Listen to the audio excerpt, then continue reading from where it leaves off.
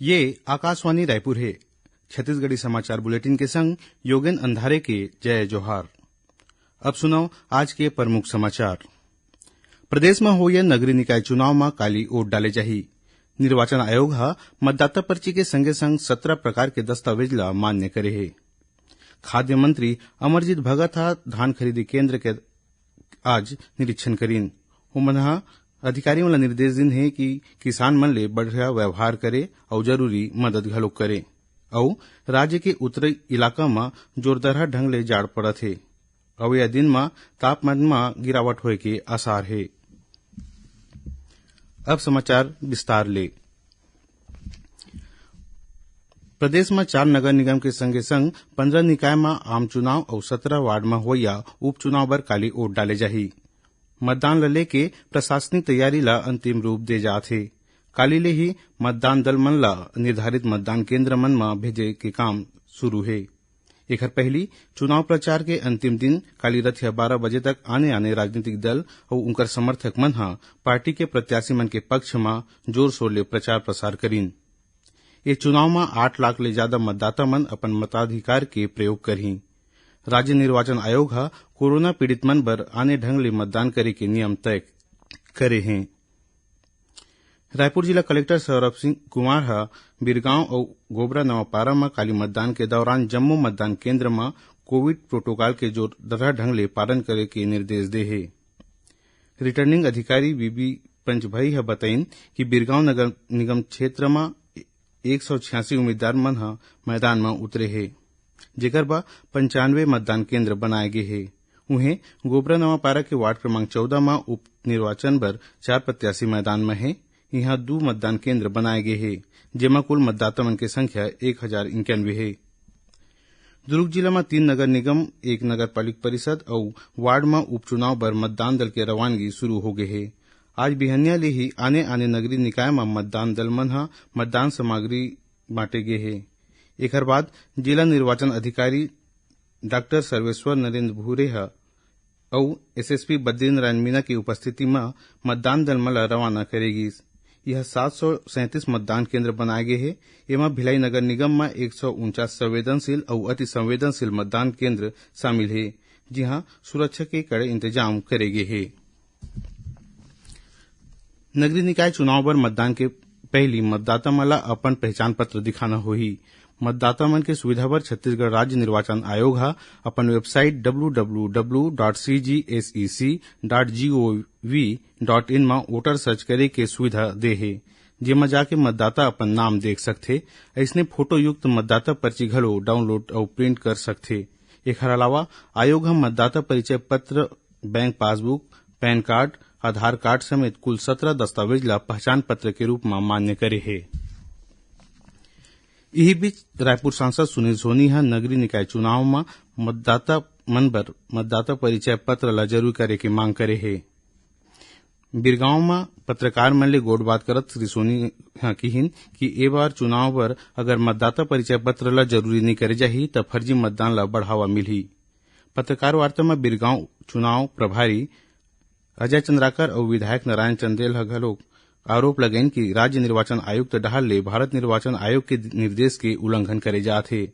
उमन कहिन कि राज्यपाल ले मिल के ये चुनाव ला निरस्त करे के मांग करे गे है। खाद्य मंत्री अमरजीत भगत समर्थन मूल्य में धान खरीदी के दौरान अधिकारी मन ला किसान मन ले बढ़िया व्यवहार करे और जरूरी मदद करे के निर्देश दिन। श्री भगत आज राजनांदगांव और दुर्ग जिला के आने धान खरीदी केंद्र मन के निरीक्षण करीन। श्री भगत टोकन और बारदाना की व्यवस्था ला लेके किसान मन ले गोड़ बात घलो करीन। केंद्रीय कार्मिक जन शिकायत और पेंशन राज्य मंत्री डॉक्टर जितेंद्र सिंह काली नई दिल्ली में आजादी के अमृत महोत्सव में सुशासन सप्ताह के उद्घाटन करही। ये सुशासन सप्ताह के मुख्य विषय प्रशासन गांव की ओर होही। एमा जम्मू राज्य और केंद्र शासित प्रदेश के जिला मन में जन शिकायत के समाधान और सेवा के स्थिति में सुधार करे जाही। सप्ताह भर तक चलैया ये आयोजन में 700 ले ज्यादा जिला कलेक्टर, तहसील और पंचायत समिति मुख्यालय के दौरा करही। राष्ट्रव्यापी कोविड टीकाकरण अभियान के तहत देश में लगभग 137 करोड़ 49 लाख टीका लगाए जा चुके हैं। एती छत्तीसगढ़ में कोरोना ले बचाव बर अभी 2,98,40,000 ले ज्यादा टीका लगाए जा चुके हैं। एमा ले 1,12,30,000 ले ज्यादा मनखे मन ला दूसरा डोज घलोक लगाए जा चुके हैं। पूर्व विधायक और कांग्रेस के वरिष्ठ नेता रमेश वल्यानी के आज निधन हो गए।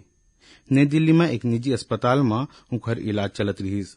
श्री वल्यानी ह कुछ दिन पहले इलाज बर दिल्ली ले जाए गए रहीस, जिहां आज मंझनिया दिल के दौरा पड़े ले उनकर निधन हो गए।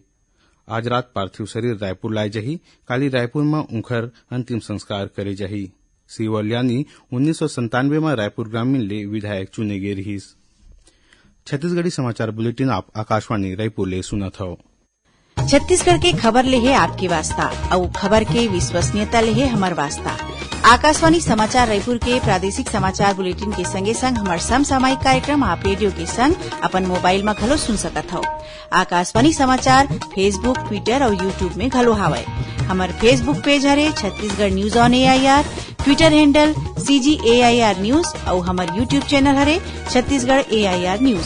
तो अब रेडियो के संगे संग आपके मोबाइल के माध्यम ले हम आप तक पहुंचत हन। छत्तीसगढ़ के हर खबर पर सुनत रहो आकाशवाणी समाचार। छत्तीसगढ़ में औषधि पौधा के प्रति जन जागरूकता बर परंपरागत वनौषधि प्रशिक्षित वैद्य संघ बिलासपुर है एक नवा कीर्तिमान स्थापित करे है। संघ के नाम India star book of world और Limca book of world record में दर्ज करे गए है। परंपरागत वनौषधि प्रशिक्षित वैद्य संघ बिलासपुर डाहर ले पाछू 15 अगस्त ले 15 सितंबर तक जन जागरूकता अभियान चलाएगी। इस दौरान 11,85,890 औषधि पौधा के उपयोग और महत्व के बारे में 10 वन मंडल क्षेत्र में घर घर जाके लोगन मला जागरूक करे के प्रयास करेगी। संगे संग औषधि पौधा के निःशुल्क वितरण घलो करेगी। राजिम के महानदी तट में 21 दिसंबर ले नदी उत्सव मनाए जाही। ये उत्सव 24 दिसंबर तक चलही। केंद्र सरकार के नदी शक्ति विभाग के निर्देश में ये उत्सव मनाए जात है। नदी में दीप जला के और आरती के संग ये उत्सव की शुरुआत होही। ये दौरान प्रदर्शनी और प्रभात फेरी, जल और पर्यावरण संरक्षण, स्वच्छता अभियान के संग कई आयोजन घलो होही। अब पेश से मौसम के समाचार। राज्य के उत्तरी इलाका में जोरदार ढंग ले जाड़ पड़त है। हिमालय क्षेत्र ले आवत ठंडा और शुष्क हवा के सेती अवैया दिन में तापमान में गिरावट होए के आसार है। राज्य के शिमला कहे जाने वाले मैन पार्ट में बहुत जाड़ पड़त है। मैदानी इलाका में खेत मन में शीत जमे लगत है। काली अंबिकापुर के न्यूनतम तापमान 5 डिग्री सेल्सियस और मैन पार्ट के न्यूनतम तापमान 3 डिग्री सेल्सियस नापेगी। रायपुर स्थित मौसम विज्ञान केंद्र के मुताबिक काली प्रदेश के आने क्षेत्र में मौसम शुष्क रही। अवैया 3 दिन में न्यूनतम तापमान 2 से 4 डिग्री सेल्सियस तक गिरावट होए की संभावना है। अब समाचार थोड़कन सार में। नवा रायपुर के ITM यूनिवर्सिटी कैंपस में ऊपरवारा में अवैया 21 और 22 दिसंबर के प्लेसमेंट कैंप के आयोजन करे जाही और जगदलपुर में रखे गए 3 दिवसीय बस्तर साहित्य महोत्सव के क्षेत्र में वरिष्ठ साहित्यकार स्वर्गीय हरिहर वैष्णव ला बस्तर साहित्य सम्मान ले सम्मानित करेगी। ये सम्मान उनकर भाई खेम वैष्णव ग्रहण करीन। आखिर में प्रमुख समाचार एक गांव फेर। प्रदेश में होया नगरीय निकाय चुनाव में काली वोट डाले जाही। निर्वाचन आयोग मतदाता पर्ची के संगे संग 17 प्रकार के दस्तावेज ला मतदान में मान्य करे है। खाद्य मंत्री अमरजीत भगत धान खरीदी के दौरान अधिकारी मन ला किसान मन ले बढ़िया व्यवहार और जरूरी मदद करे के निर्देश दिन। और राज्य के उत्तरी इलाका में जोरदार ढंग ले जाड़ पड़त है। अवैया दिन में तापमान में और गिरावट होए के आसार है। एकरे संग छत्तीसगढ़ी समाचार बुलेटिन यही सिरावत है। जय जोहार।